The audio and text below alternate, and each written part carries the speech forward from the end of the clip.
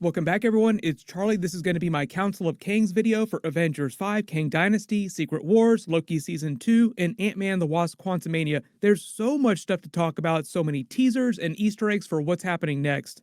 The next place the Council of Kangs, the Kang variants, will appear is in Loki Season 2. Of course, I'll be doing episode videos for that, just like Loki Season 1. Be sure to subscribe to get those.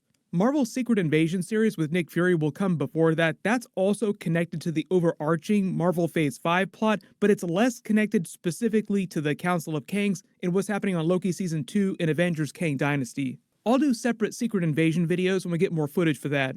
Careful for spoilers for Ant-Man and the Wasp Quantumania if you haven't seen it yet, but at the end of the movie, Ant-Man and the Wasp seemingly, quote-unquote seemingly, get Kang the Conqueror sucked into his multiverse engine core and then it blows up, leaving you with no body but wondering what actually happened to him. At the very end of the credits, there's an ambiguous message that reads, "Kang will return," so Marvel wonder if Kang the Conqueror really died. The line, "Kang will return," is meant to reference both him and all of his variants on the Council of Kangs. Like every Kang will return.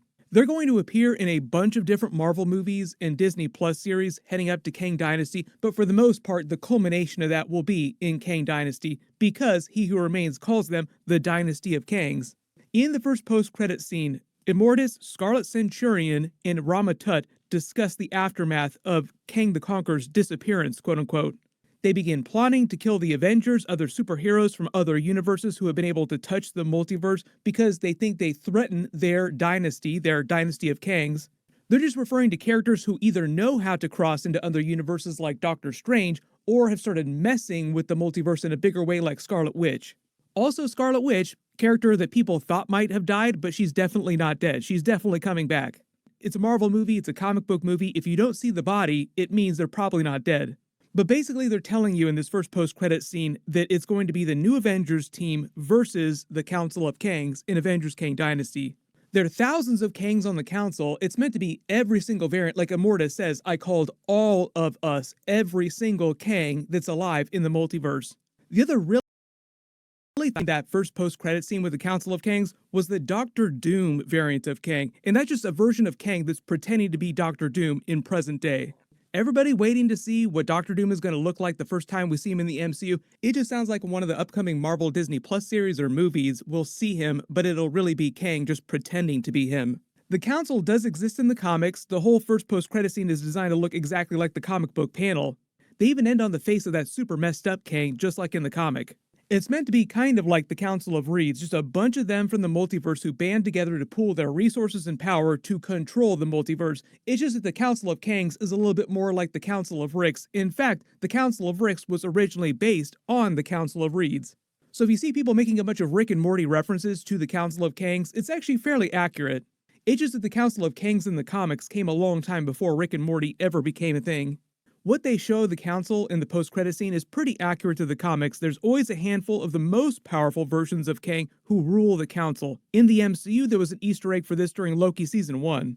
When Loki and Sylvie enter He Who Remains Citadel at the end of time, there are 4 statues of the Timekeepers. One of them is broken. When this episode aired, Marvel said, wait, we'll explain this later. We can't talk about it now, but it's a big thing.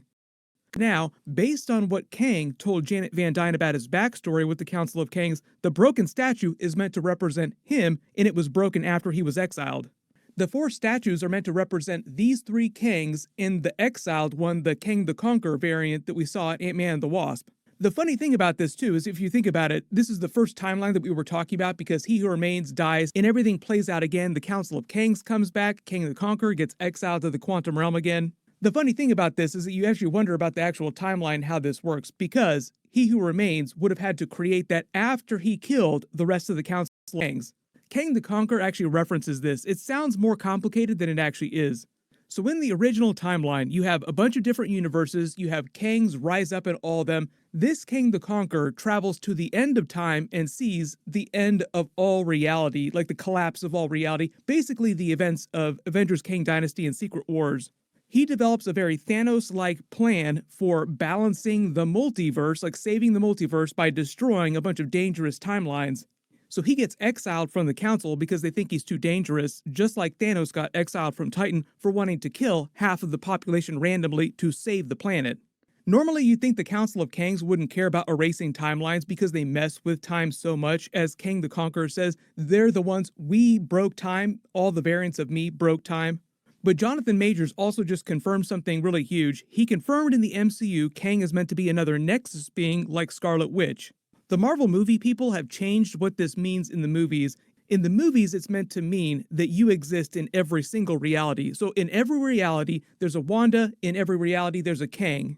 So when Kang the Conqueror comes up with this plan to erase all the dangerous timelines that could theoretically save the multiverse, it means that he'll be killing a bunch of Kangs who are on the council. They don't want that. Like, no, we're not going to let you kill us.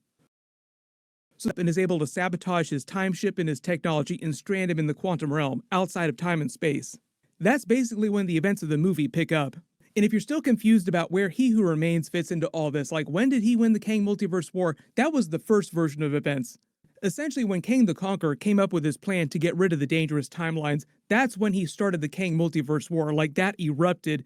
They ganged up on him, then exiled him, but then He Who Remains eventually went on to win the Kang Multiverse War and basically did the same thing. Like, he got rid of all of the other Kang variants so that only his timeline remained.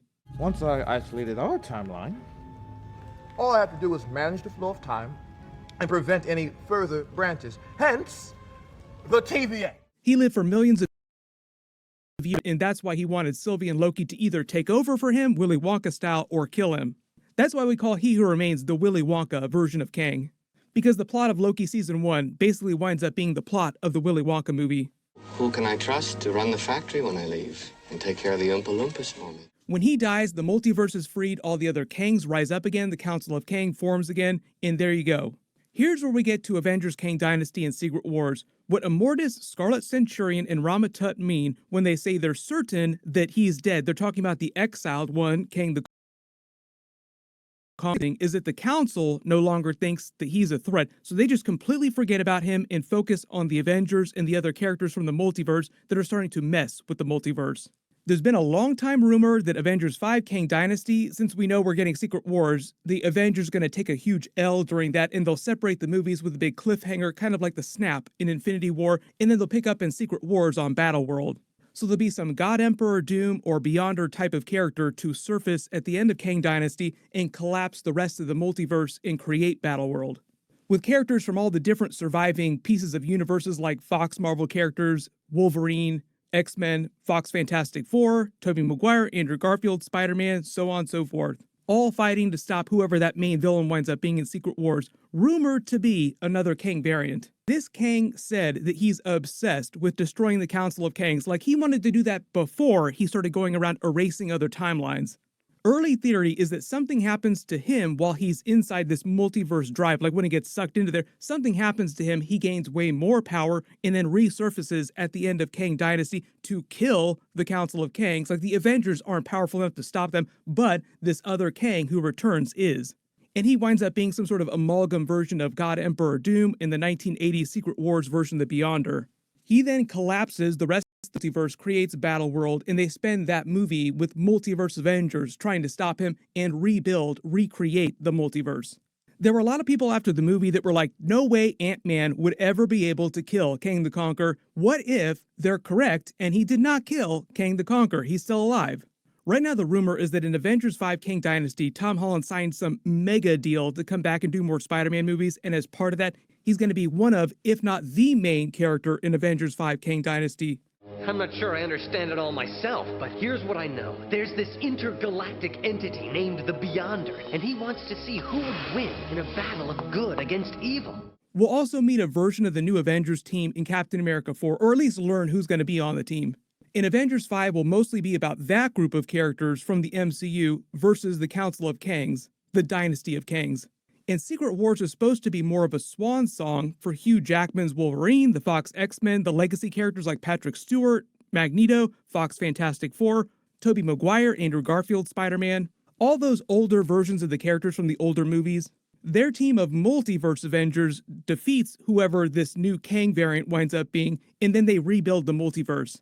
Kind of like the ending of the more modern version of Secret Wars, where just like Infinity War and Avengers Endgame, bunch of people wind up dying and then they bring them all back at the end of the last movie. The other rumor is that they're also going to use Marvel Phase 7 as a start of a big X-Men phase.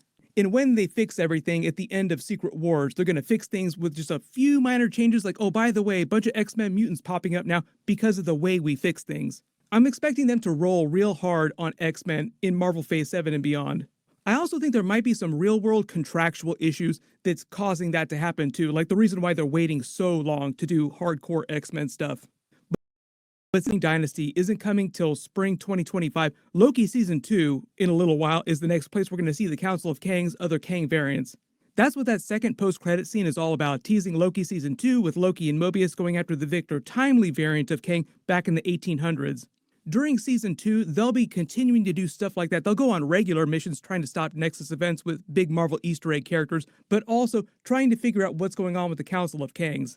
Remember, we'll see a bunch of these different variants in upcoming movies and Disney Plus series. Let me know in the comments, upcoming series that you know about in Marvel Phase 5, which variants do you want to see pop up in those?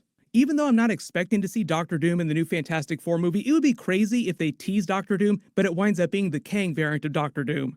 We're going to get a bunch of Secret Invasion more videos for that as soon as we do. The Mandalorian Season 3 episodes also coming next. Of course, I'll be doing episode videos for that too.